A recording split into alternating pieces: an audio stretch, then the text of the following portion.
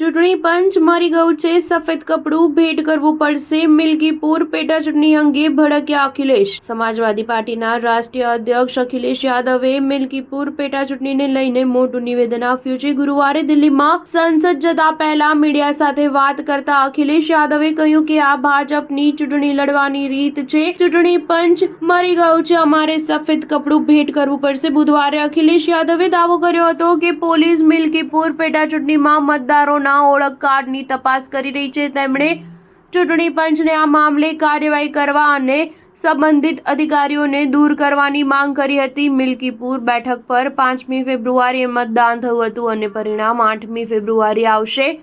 અખિલેશ યાદવે અમેરિકામાંથી ભારતીયોને બળજબરીથી દેશ નિકાલ કરવાના મુદ્દે કહ્યું કે લોકોને કેદીઓની જેમ પાછા લાવવામાં આવી રહ્યા છે। આ વિશ્વગુરુની છબીને કલંકિત કરે છે। જે લોકો પોતાને વિશ્વગુરુ કહેતા હતા તેઓ હવે કેમ ચૂપ છે?